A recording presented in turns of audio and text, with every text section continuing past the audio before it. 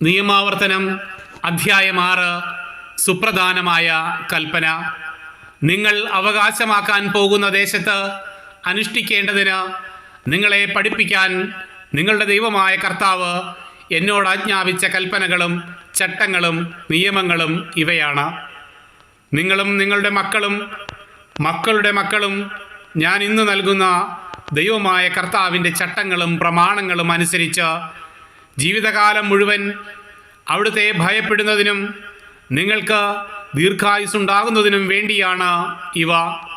ആകയാൽ ഇസ്രായേലേ, കേൾക്കുക. നിങ്ങൾക്ക് നന്മയുണ്ടാകാനും നിങ്ങളുടെ പിതാക്കന്മാരുടെ ദൈവമായ കർത്താവ് വാഗ്ദാനം ചെയ്തതുപോലെ തേനും പാലും ഒഴുകുന്ന നാട്ടിൽ നിങ്ങൾ ധാരാളമായി വർദ്ധിക്കാനും വേണ്ടി ഇവ അനുഷ്ഠിക്കാൻ ശ്രദ്ധിക്കുവിൻ. ഇസ്രായേലേ, കേൾക്കുക. നമ്മുടെ ദൈവമായ കർത്താവ് ഒരേ ഒരു കർത്താവാണ്. നിങ്ങളുടെ ദൈവമായ കർത്താവിനെ പൂർണ്ണ ഹൃദയത്തോടും പൂർണ്ണ ആത്മാവോടും പൂർണ്ണ ശക്തിയോടും കൂടെ സ്നേഹിക്കണം. ഞാൻ ഇന്ന് കൽപ്പിക്കുന്ന ഈ വചനങ്ങൾ നിങ്ങളുടെ ഹൃദയത്തിലുണ്ടായിരിക്കണം. ജാഗരൂകതയോടെ അവ നിങ്ങളുടെ മക്കളെ പഠിപ്പിക്കണം. വീട്ടിലായിരിക്കുമ്പോഴും യാത്ര ചെയ്യുമ്പോഴും കിടക്കുമ്പോഴും എഴുന്നേൽക്കുമ്പോഴും അവയെപ്പറ്റി സംസാരിക്കണം. അവ കയ്യിൽ ഒരടയാളമായും നെറ്റിത്തടത്തിൽ പട്ടമായും അണിയണം. അവ നിങ്ങളുടെ വീടിൻ്റെ കട്ടിളക്കാലിന്മേലും പടിവാതിലിന്മേലും എഴുതണം.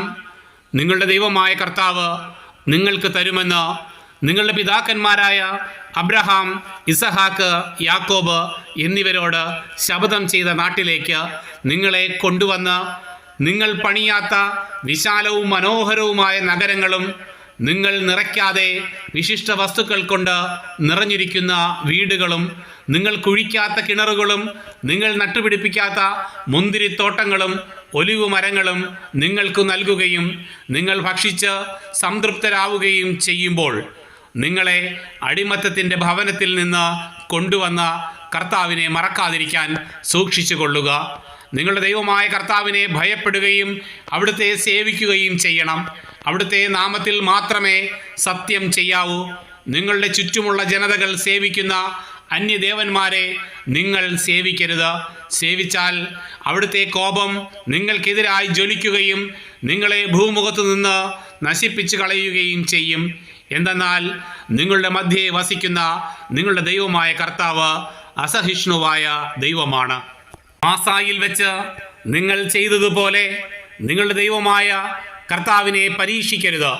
നിങ്ങളുടെ ദൈവമായ കർത്താവ് നൽകിയിട്ടുള്ള കൽപ്പനകളും ചട്ടങ്ങളും ജാഗരൂകതയോടെ പാലിക്കണം.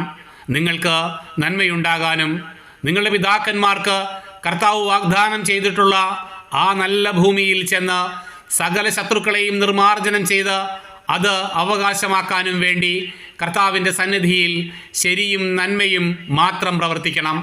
നമ്മുടെ ദൈവമായ കർത്താവ് നിങ്ങളോട് കൽപ്പിച്ചിട്ടുള്ള പ്രമാണങ്ങളുടെയും ചട്ടങ്ങളുടെയും നിയമങ്ങളുടെയും അർത്ഥം എന്താണെന്ന് നിങ്ങളുടെ മക്കൾ ഭാവിയിൽ ചോദിക്കുമ്പോൾ നിങ്ങൾ പറയണം. ഈജിപ്തിൽ നമ്മൾ ഫറവോയുടെ അടിമകളായിരുന്നു. തൻ്റെ ശക്തമായ കരത്താൽ കർത്താവ് നമ്മെ ഈജിപ്തിൽ നിന്ന് മോചിപ്പിച്ച് കൊണ്ടുവന്നു. നമ്മുടെ കൺമുൻപിൽ വെച്ച് അവിടുന്ന് ഈജിപ്തിനും ഫറവോയ്ക്കും അവൻ്റെ കുടുംബം മുഴുവനും എതിരായി മഹത്വം ഭയാനകവുമായ അടയാളങ്ങളും അത്ഭുതങ്ങളും പ്രവർത്തിച്ചു.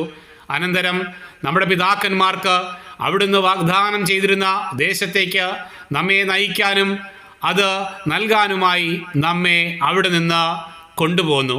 നമ്മുടെ ദൈവമായ കർത്താവിനെ ഭയപ്പെടാനും അങ്ങനെ നമുക്കെന്നും നന്മയുണ്ടാകാനും ഇന്നത്തെ പോലെ നാം ജീവിച്ചിരിക്കാനും വേണ്ടി അനുസരിക്കണമെന്ന് കർത്താവ് കൽപ്പിച്ച ചട്ടങ്ങളാണ് ഇവ.